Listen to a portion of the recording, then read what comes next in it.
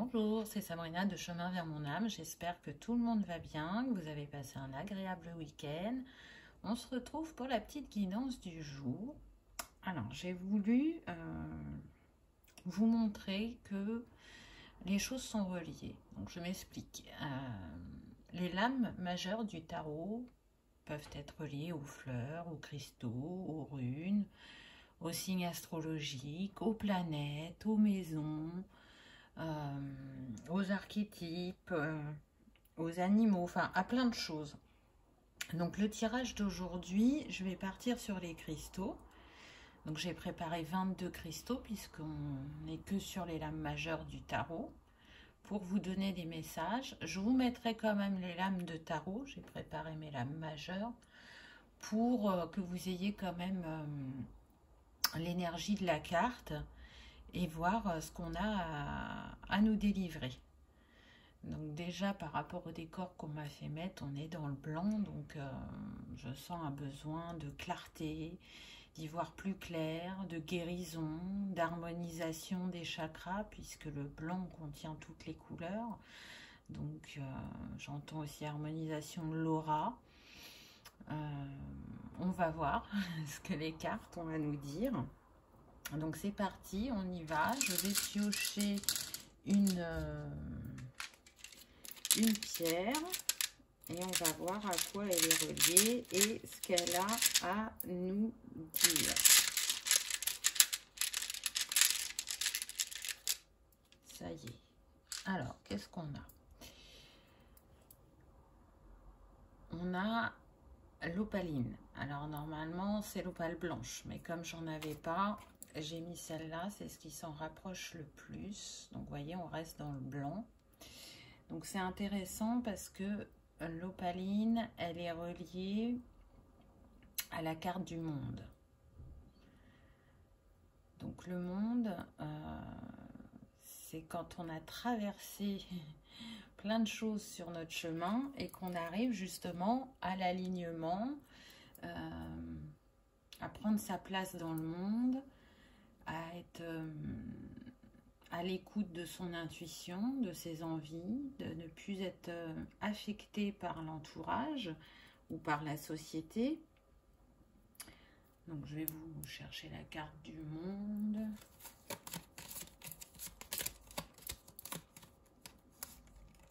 Voilà, comme ça vous allez vous rendre compte, voyez, on est dans le vert, donc le vert c'est la guérison. On voit, hein, il y a la fleur de vie derrière cette femme. Elle est en ouverture. Hein. Pour moi, c'est comme si on cherchait à retrouver un alignement intérieur, une trinité, puisque le nombre c'est le 21, donc ça nous donne 3. Ça nous a demandé de la patience pour en arriver là. Et si vous n'en êtes pas encore là, ça vient à vous prochainement. Pourquoi? Parce que je ressens là avec l'opaline qu'on revient de loin, qu'on a traversé beaucoup de choses. Ce qui est intéressant aussi, c'est que je vous disais que la couleur blanche est reliée à tous les chakras et la carte du monde l'est aussi. Donc vous voyez, il n'y a pas de hasard, hein, ça se recoupe. On est par contre sur une réalisation lente parce que la carte du monde est reliée à l'élémentaire. Donc pour que les choses sortent de terre, ça prend du temps. Vous voyez les saisons qui défilent. On peut planter à la fin de l'hiver, parfois même à l'automne pour certaines plantes, pour que ça germe au printemps et qu'on récolte en été. Donc je sens des personnes qui ont eu un parcours assez long, avec pas mal de défis, peu importe le domaine, mais ça a demandé d'aller dans ses profondeurs pour faire rejaillir sa lumière. Ça a demandé aussi d'ouvrir son esprit, de changer sa vision, de peut-être aussi, je dirais, aller traiter du karma. Pourquoi? Parce que la carte du monde, elle est reliée aussi à Saturne. Donc Saturne, on est plus dans l'introspection, on peut ressentir des freins. C'est aussi une invitation à lâcher prise et à aller à l'essentiel.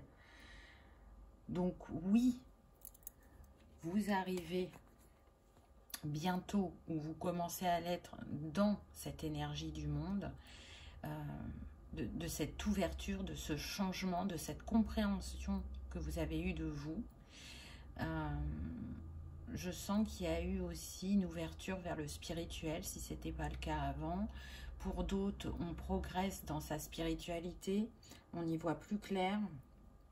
Et puis, avec l'opale blanche, c'est, je dirais, une invitation à favoriser l'expression, mais par l'amour. Je sens que par le passé, il y a pu avoir de la colère ou des difficultés à s'exprimer, à avoir confiance en soi. On a pu être dévalorisé par le passé, que ce soit par un conjoint ou par la famille. Il y avait besoin vraiment de prendre sa place et de ne plus être spectateur, mais être acteur. De ne plus prendre les choses comme une fatalité ou comme un héritage, on me dit pour certains. Il y avait urgence de retrouver la sérénité et la confiance en soi. C'est ce que j'entends. Besoin d'ancrer quelque chose de différent dans la matière. On ne se sentait plus aligné, on ne se sentait plus épanoui. Je vois des personnes qui ont pu traverser des grandes périodes de solitude, même si elles étaient entourées. Elles se sentaient seules au monde. Elles ont pu avoir aussi, avec cette carte du monde, l'envie de se mettre en retrait pour s'introspecter, mais du coup, ce retrait, il est resté. Et du coup, on n'est plus en retrait, là, on est dans une coquille, dans une protection. Je ne m'affronte plus, je n'affronte plus le monde. L'autre, l'entourage, est l'ennemi. Et du coup, vous ne pouviez pas opérer votre guérison avec une telle vision. Aujourd'hui, vous y voyez plus clair. Le fait d'avoir, pour certains, pris ce temps d'introspection, pour d'autres, d'aller traiter du karma ou d'aller fouiller dans le transgénérationnel, ça vous a apporté cette ouverture au monde, ce nouveau départ vers lequel vous tendez. Vous allez vers quelque chose d'abondant et vers le succès parce qu'il y a eu une profonde transformation en vous. Vous n'allez plus faire les choses de la même manière dorénavant.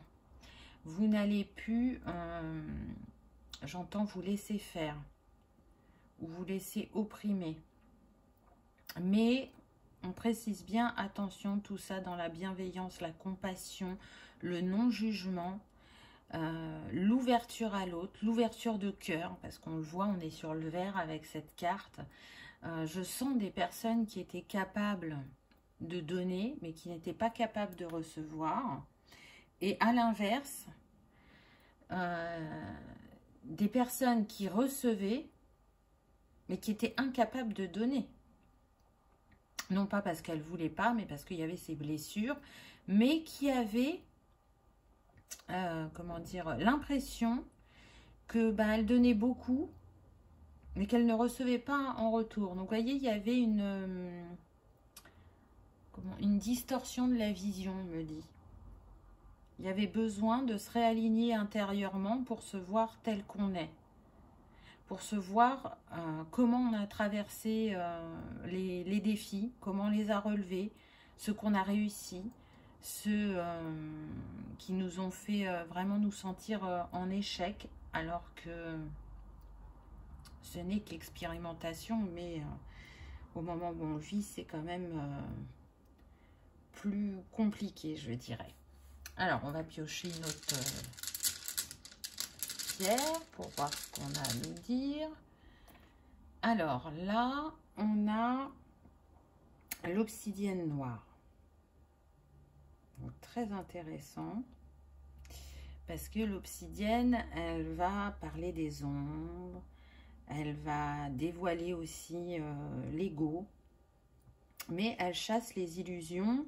Et puis surtout, quand on travaille avec l'obsidienne, elle va faire éclater la vérité, purifier ce qu'il y a à purifier, les ombres qui ont besoin d'être mises en lumière et accueillies. Elle va aussi dissoudre les peurs et les angoisses. Donc je sens qu'effectivement il pouvait y avoir beaucoup de peurs, d'angoisse. On pouvait être aussi avec un entourage toxique.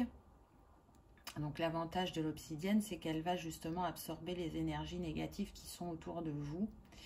Et elle va vous apporter justement, ça c'est super intéressant, la lucidité et la clairvoyance sur les personnes avec qui vous tissez des liens. Elle va harmoniser les relations et vous permettre d'y voir clair quant aux gens qui vous entourent. Donc c'est vraiment très très intéressant. L'obsidienne, elle est reliée au diable dans le tarot. Donc le diable. Donc c'est une carte qui peut faire peur, mais c'est intéressant, voilà. Parce que le diable, il vient nous parler des dépendances, des ombres et de ce qui peut faire peur, de la colère aussi. Mais il y a toujours un côté lumière dans chaque chose et chaque personne. Ce qui est intéressant avec le diable, c'est qu'en fait, on est sur des personnes qui sont très analytiques. Donc, du coup, ces personnes-là, elles savent très vite, je dirais, à qui elles ont affaire ou comment elles peuvent tirer parti d'une situation. Et là, je ne sens pas que c'est vous. Je sens que c'est une personne de votre entourage. Donc, c'est un peu, au-delà des ombres, c'est aussi un peu, je dirais, la lame du thérapeute. Voilà, je cherchais mon mot. Qui va justement savoir où aller pour débusquer, je dirais, peut-être les points faibles de la personne qui est là en face d'elle, ou les axes à améliorer, ou en tout cas ce qui est caché pour éclairer et intégrer que ce qui nous fait peur, ce qui nous met en colère, soit ça a besoin d'être affronté, d'être traité, mais aussi reconnaître que c'est une illusion du mental. Donc là, je ressens deux choses avec cette carte du diable et cette obsidienne. C'est que pour certains, vous avez rencontré une personne qui vous a manipulé, qui a su faire illusion, qui a su vous embobiner, pour après vous humilier, on me dit. C'est-à-dire qu'on était sur des personnes, alors on me dit que ça peut concerner le plan familial ou sentimental, voire les deux pour certains, qui étaient en permanence dans le reproche, qui mettaient toujours en avant vos faiblesses, mais qui a su vous appâter dans ses filets, qui a su vous faire rêver avant. Et une fois que il était sûr que le poisson était ferré, me dit-on, il a montré son vrai visage. D'où cette expérience très douloureuse, parce que je sens là que vous en avez pris conscience et vous avez compris que vous méritiez mieux et qu'il fallait sortir de cette situation. Et ça passait soit par je me positionne fortement et je vois si je trouve encore quelque chose de bon dans cette personne, si on a encore à s'apporter, mais en tout cas, elle ne m'influencera plus, elle ne me diminuera plus, ou est-ce que vraiment, il est temps de se séparer? Pour d'autres, vous avez vécu ça, donc avec une personne de votre entourage, là, tout ce que je viens de dire, mais la carte du diable vient vraiment représenter, là, pour le coup, le thérapeute. Donc, on est sur des personnes, j'entends, qui voulaient sauver leur âme et qui, donc, ont demandé de l'aide, ont demandé à être accompagnées. Et ce thérapeute a fait émerger, je suis en train de chercher mon mot, c'était pas à ce mot-là que... Il a fait remonter à la surface, voilà. Les choses cachées que votre esprit avait pu oublier ou mettre de côté suite à un traumatisme. Parce que quand on vit la persécution au quotidien, on est très affecté.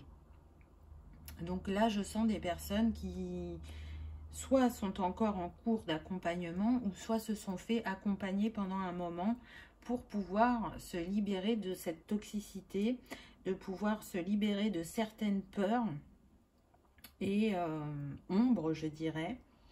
Pour certains, il y avait vraiment besoin de mettre des mots et de comprendre la colère qui était en nous. Alors, c'est une colère dont vous n'avez pas pris forcément conscience rapidement, parce qu'encore une fois, avec le diable, on est sur l'élémentaire, donc on voit que c'est un travail dans le temps.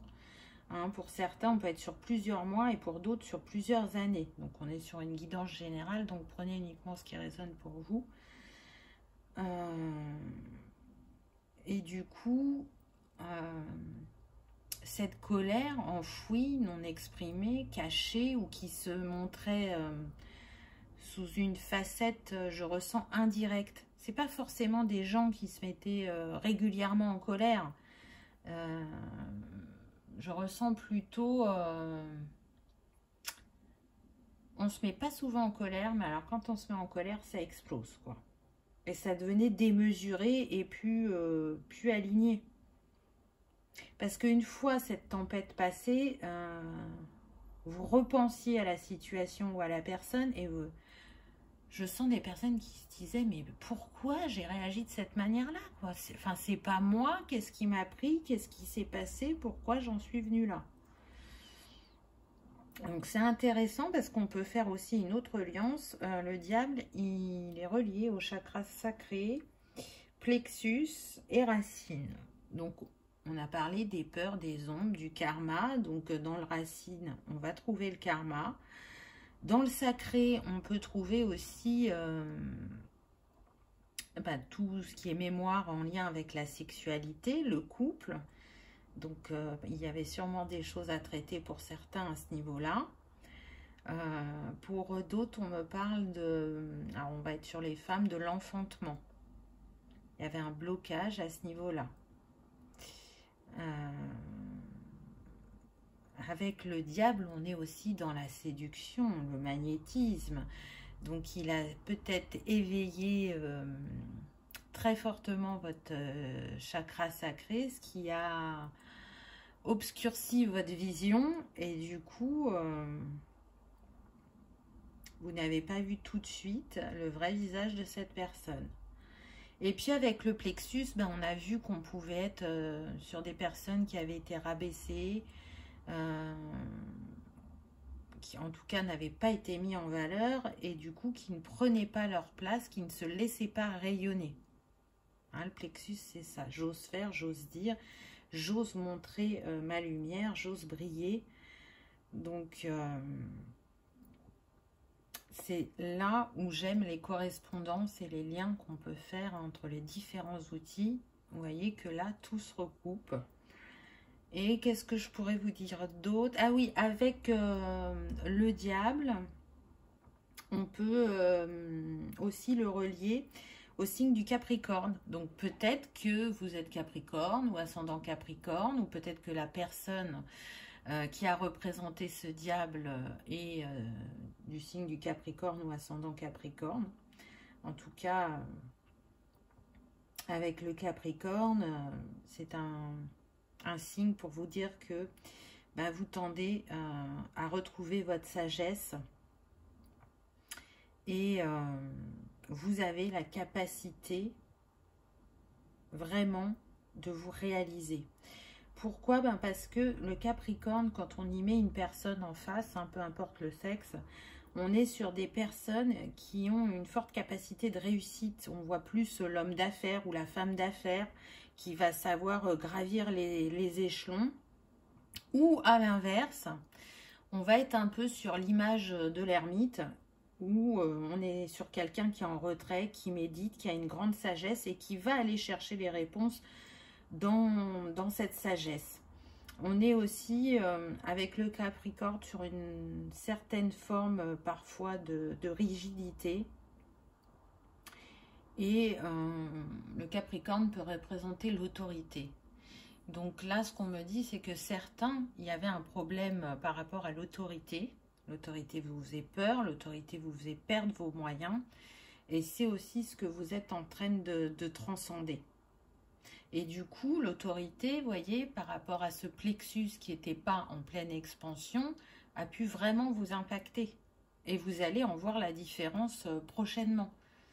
Je sens des personnes déterminées qui ne veulent pas retourner dans les schémas du passé. Donc, vous voyez déjà qu'avec les deux premiers cristaux, tous les deux appartiennent à l'élémentaire. Donc, vraiment, c'est un signe pour vous dire que pour certains, il va y avoir besoin de travailler l'ancrage, pour d'autres le transgénérationnel, pour d'autres le karmique. Allez prendre ce qui vous appelle. Vous pouvez vous faire accompagner, bien évidemment.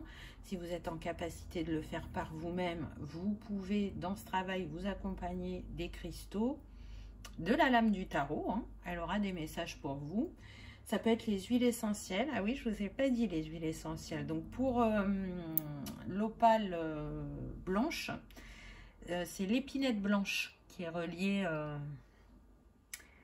à cette lame et à cette pierre. Et pour le diable, ah oui, c'est oh, c'est bien connu, le Palo Santo. Voilà.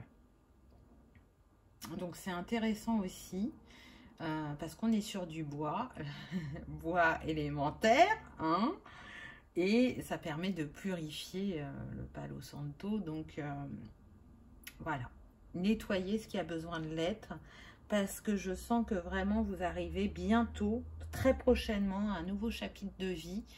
Et pour entamer ce chapitre, il y aura besoin d'avoir retrouvé une harmonie intérieure en alignement. Allez, on continue. Qu'est-ce que on va avoir d'autre?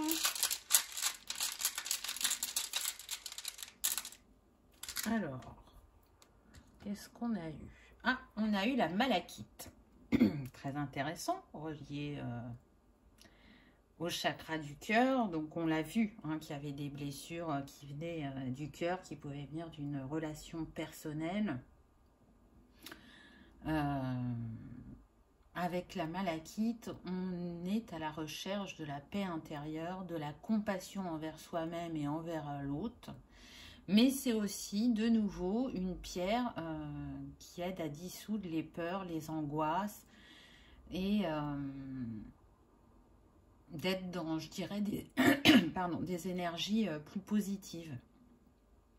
Elle absorbe aussi les énergies négatives, hein, la malachite, comme l'obsidienne. Et du coup, elle va aussi vous apporter la clairvoyance sur le lien.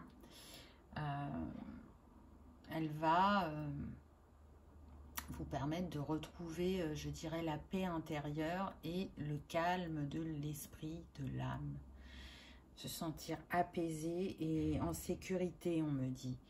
Alors, c'est intéressant parce que la malachite, elle est reliée à l'élément eau. Donc, aux émotions, n'est-ce pas? Elle est reliée à la carte du pendu. Voilà, je cherchais pendu, où est-ce qu'il est? Voilà. Toc. Et regardez avec quelle couleur on est. Le vert, une fois de plus. Et de nouveau le 3. Alors là, c'est super intéressant, regardez. Là, on avait le 21. Et là, on a le 12. Donc, on est en inversé. Le monde, on s'ouvre. On y va. Le pendu, on prend un temps de retrait pour illuminer son esprit, pour voir les choses autrement, pour opérer un basculement dans la matière. Donc, très intéressant là pour le coup. Donc, là, vous voyez, l'illumination, elle arrive. Vous allez changer de regard. C'est déjà en cours. Et si ce n'est pas un changement de regard, si vous étiez bloqué dans une situation, vous allez trouver une solution. Vous allez débloquer, j'entends un départ, un changement professionnel, un changement de partenaire. Le pendu, bah, c'est marrant parce que ça revient, vous voyez, tout à l'heure je vous parlais du donner et du recevoir. Là, avec le pendu, on est vraiment sur je donne de mon temps, de mon énergie, de mon écoute à l'autre, mais pas à soi, ou très peu. Mais j'ai beaucoup de mal à recevoir. Donc on voit bien qu'il y a une disharmonie à ce niveau-là. Et je ne sais plus, il y a une guidance il n'y a pas longtemps où je vous ai dit qu'on travaillait sur le donner et le recevoir. Peut-être que ces deux guidances sont reliées. En tout cas, ça nous montre bien que quoi que vous traversiez, peu importe ce que vous travaillez pour pouvoir avancer et vous sentir libéré, ça fonctionne. Vous utilisez les bons outils ou vous êtes entouré des bonnes personnes pour y voir plus clair. Pour ne plus vous sentir prisonnier, on me dit. Peut-être que vous vous sentiez prisonnier pour certains dans la situation que vous viviez. Je trouve que il y a beaucoup de verre, donc il y a vraiment une guérison du cœur, là, à tous les niveaux. Je ne parle pas que sentimental. Hein. Il y avait besoin d'aller guérir le cœur, d'aller guérir la sphère émotionnelle. D'ailleurs, le pendu est relié au signe du poisson. Donc, on est sur des personnes sensibles, mais aussi visionnaires, ce qui va bien avec le pendu, n'est-ce pas? En tout cas, avec les poissons, vu que c'est le dernier signe de la roue zodiacale, c'est aussi le message de se dire, ben là c'est l'heure, il est temps de faire un bilan, je dirais, sur ce que vous avez traversé, sur ce qui est acquis, sur ce qui est guéri. Et on n'est pas encore totalement dans la manifestation dans la matière. Je dirais qu'on est entre deux, puisque le poisson de tête, il va jusqu'au 20 mars, me semble-t-il. Donc, vous voyez, on est vraiment sur la fin de l'hiver, mais on n'est pas encore dans le printemps. On est très, très proche, mais on n'y est pas encore. Donc, pour moi, vous naviguez encore entre deux eaux. Il y a encore besoin de réponses, d'éclaircissement, de prendre son temps. Mais je sens que, en tout cas, s'il y avait de la confusion pour certains, voire même de plus savoir qui on est, ce qu'on veut, où on va, là on sort de cette spirale parce que on est sur des personnes hypersensibles mais qui ont à cœur de s'en sortir. Même si elles n'ont pas toujours été dans ce positionnement-là, en tout cas, c'est l'envie qu'elles ont aujourd'hui et elles utiliseront les outils qui sont à leur disposition, leur capacité, le coach, le thérapeute dont elles ont besoin pour pouvoir avancer. Pour moi, avec ce pendu, on est dans l'élévation de conscience de ce que l'on est, de ce que l'on veut, de ce qu'est la vie. Et je dirais que c'est d'autant plus renforcé parce que la carte du pendu, elle est reliée, donc je vous disais au poisson, mais elle est reliée aussi à Neptune et à la maison 12. Et donc avec Neptune, eh ben, on pouvait avoir un jugement obscurci, avoir une perte de repère, parce que je sens qu'il y a eu vraiment au niveau psychologique quelque chose de lourd qui a été vécu et qui a été très impactant. Et du coup, ça prend du temps de se réapproprier ses valeurs, ses envies, de se... Comment dire? De se faire confiance déjà, mais c'est pas ce mot-là que je cherche. De croire qu'on mérite, qu'on possède des compétences, des qualités et qu'on a à s'offrir et à offrir au monde. Là, on est sur des personnes qui ont pu vivre une grande dévalorisation et donc qui ne croyaient vraiment plus en eux. En tout cas, avec la maison 12, on vous parle bien de transcendance, d'amour inconditionnel et pour certains, de clairvoyance qui se développe. Et ça va vraiment bien avec la carte du pendu, puisqu'on le voit là, vous voyez, la lumière, elle est sur la tête. Donc c'est une ouverture à ses ressentis, à ses intuitions. Elles ont toujours été là. Je sens qu'il y a pendant un moment, il y avait des personnes qui étaient bien connectées à leur intuition. Et avec ce qu'elles ont vécu, c'est comme si la lumière s'était éteinte. La maison 12, si je ne me trompe pas de tête aussi, on est sur tout ce qui est la psyché. Et du coup, il y avait besoin d'aller traiter ça. On peut être aussi sur des personnes qui ont déclaré des maladies chroniques d'un seul coup.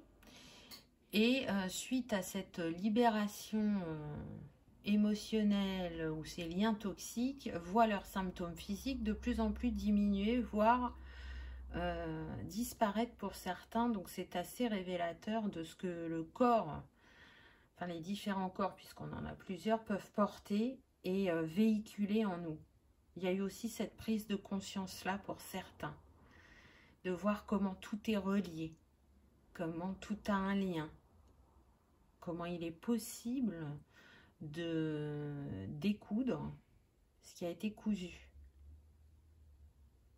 comme une trame. Et c'est intéressant parce que ce qui est décousu est un fil noir, et ce qu'on a envie de créer pour soi est fait de fil d'or, comme si c'était fait de manière pure, fait avec amour et en reliance avec l'univers. C'est très très beau.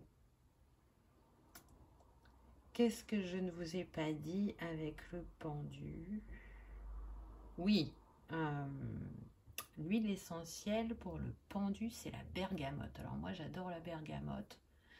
Donc vous pouvez tout simplement l'allumer. Et ce qui est intéressant aussi, oui, parce qu'il y avait beaucoup de choses à dire. Donc je vous disais qu'on était sur l'élément eau. Donc on est passé de terre à eau. Eau, on est plus relié au printemps. Donc on y est. Donc il y a des, vous voyez, il y a des choses qui vont arriver assez rapidement, qui viennent à vous dans les semaines à venir. J'entends illumination. Pour certains, ça va être la petite étincelle qui manquait pour, ou la pièce de puzzle, pour avoir toutes ces compréhensions. Je sens pas qu'on est sur quelque chose de très long dans le temps. Parce que pour moi, ça, c'est derrière vous. Vous voyez, les deux premières cartes élémentaires, on était plus sur des années, sur des choses très longues. Là, on passe à l'élément eau, au printemps, au fleurissement, au renouveau et aux choses qui ne se règlent pas en un jour, mais qui ne sont pas non plus trop longues dans le temps. Allez, je prends une dernière petite pierre. Qu'est-ce qu'on va avoir?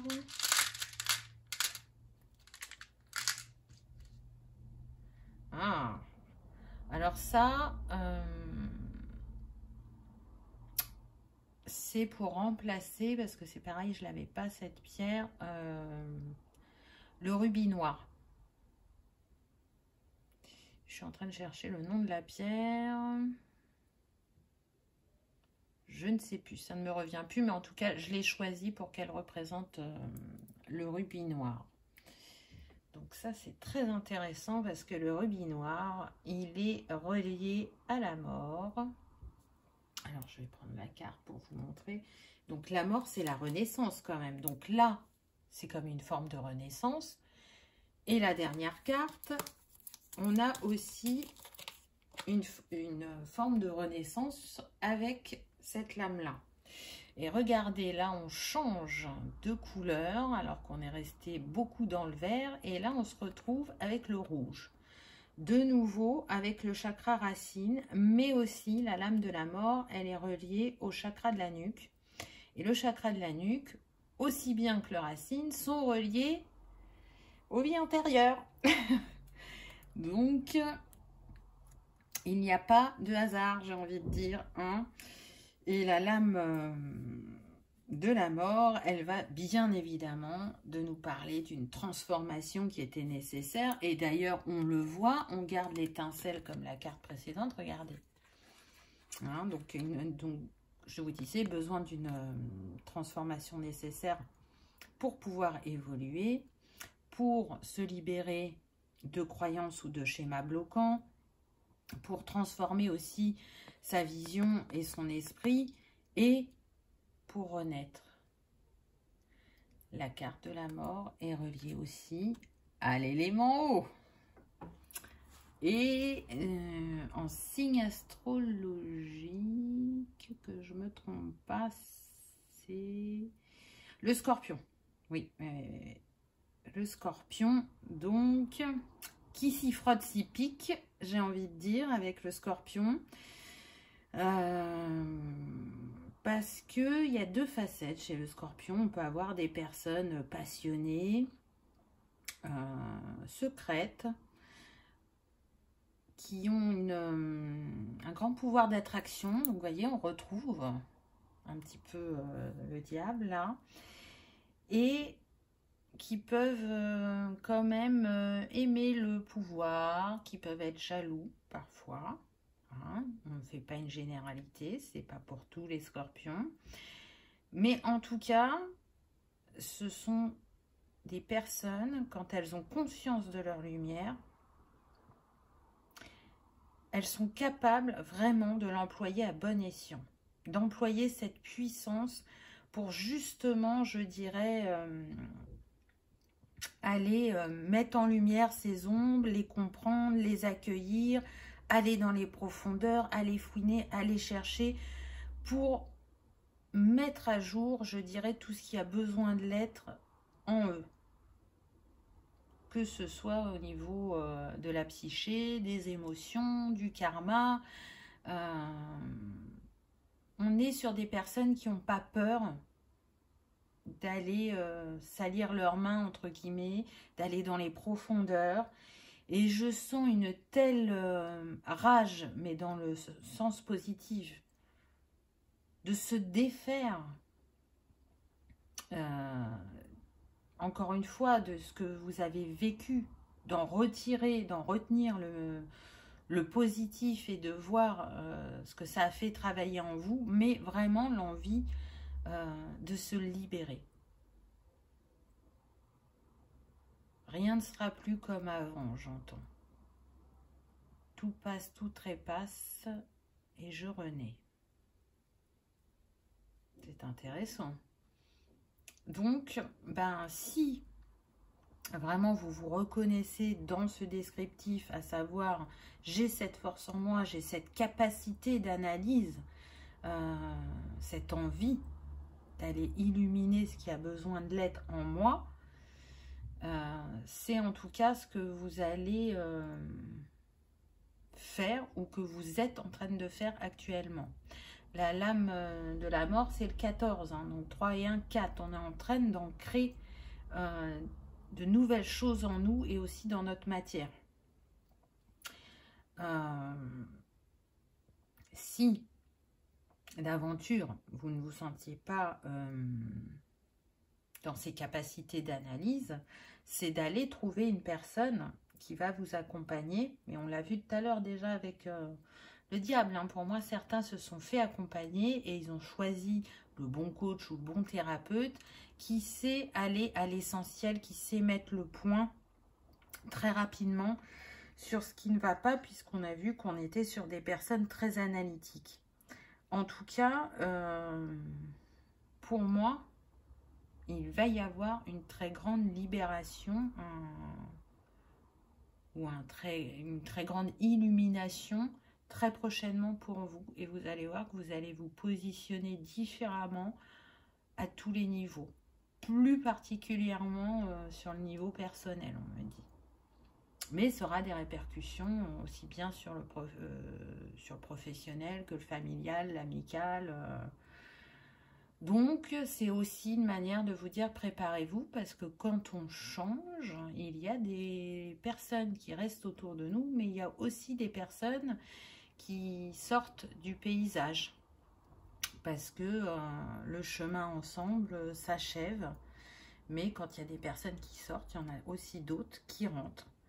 Donc, à voir ce qui vient à vous très prochainement. Qu'est-ce que je ne vous ai pas dit? Ah oui, on peut être aussi relié avec cette lame à la maison 8. Donc, la maison 8, j'ai envie de dire qu'elle va bien avec la mort, puisque c'est expérimenter l'ombre de l'autre. Et on l'a vu, c'est ce que vous avez expérimenté pour aller justement découvrir sa puissance de transformation. Donc, du coup, là, je pense que à ce niveau-là, vous avez vraiment beaucoup expérimenté. Mais, en même temps, c'était un souhait de votre âme de se libérer de tous ces schémas et croyances, parce que pour moi, ce que je ressens, vu qu'on a eu pas mal le karma et le chakra racine, c'est que c'est quelque chose qui était aussi sur votre lignée. Ça ne vous appartenait pas totalement. Donc pour moi, vous êtes venu dans cette vie-là transcender ce karma. Après, oui, ce qu'on me reprécise, c'est que tout à l'heure, avec le scorpion, j'avais bien parlé aussi, et le diable, du karma qui était en lien avec tout ce qui pouvait être sexualité, pouvoir, argent. Donc pour moi, il y a un équilibre aussi, pas pour tout le monde, mais à remettre sur ces trois choses. Mais ça va être traité. Avec le travail que vous faites, vous allez y arriver. Alors je ne dis pas d'un coup, je sens que ça peut être vraiment par étapes pour certains, pour d'autres, ça peut marcher par binôme. C'est-à-dire qu'il y a deux choses que vous allez travailler ensemble et qui vont être libérées, puis après deux autres, des fois une. Voilà, hein, on est sur du général, donc je ne peux pas vous affirmer que pour tous ce sera pareil, parce que c'est pas vrai. Chacun son chemin, chacun son expérience, chacun ses bagages. Mais voilà, avec de toute façon aussi bien le grenat noir que la lame de la mort, on est sur un travail des profondeurs, là, très clairement. Hein, c'est l'ombre et la lumière. Regardez, ça c'est lumineux. Ça, on peut avoir l'impression que c'est négatif, mais c'est lumineux. Là, on a la lumière. Là, on a l'impression que c'est un peu plus négatif. Vous voyez, vraiment l'équilibre entre l'ombre et la lumière et le cœur. Vraiment, là, je réentends faire table rase du passé, se débarrasser de ce qui m'empêche d'avancer ou d'exprimer ma lumière ou mon énergie originelle. C'est ce que le grenat vient vous faire travailler ou mettre en lumière. Qu'est-ce que je vous ai pas dit? Je réfléchis. Ah oui, j'ai pas dit l'huile essentielle. Donc là, l'huile essentielle, ça va être de tête, il y en a deux. Le cyprès toujours vert et le clou de girofle. Et ce qui est super intéressant, oui, j'aime bien comment c'est fait. Là, si je vous donne une fleur pour la lame de la mort, je suis sûre que vous êtes capable de la trouver tout seul. Parce que cette fleur est reliée à une période bien précise de l'année. Allez, je vous fais pas plus attendre. J'espère que vous avez trouvé. Vous me direz en commentaire si vous avez trouvé, avant que je vous donne le nom, le chrysanthème. Donc le chrysanthème, c'est quand même la fleur qu'on propose pour aller mettre sur les tombes. Donc il n'y a pas de hasard. Voilà pourquoi j'ai choisi de faire la guidance comme ça aujourd'hui. C'était pour vous montrer toutes les reliances. Et encore, je vous les ai pas toutes données, hein, mais de comment on peut avoir des messages de manière différente en allant chercher des cristaux, des huiles essentielles, les éléments, les couleurs, les chakras. Voilà, moi je trouve ça très intéressant. Et encore une fois, tout se recoupe, peu importe l'outil. Donc j'espère que ben, vous allez bientôt renaître, transcender vos ombres et vos croyances et vos schémas bloquants ou répétitifs. Vous arrivez à la fin de ce travail très prochainement et que ce que vous allez vivre dans ce nouveau chapitre soit, je dirais, aligné à la lumière que vous dégagez, parce que pour moi, on est sur des personnes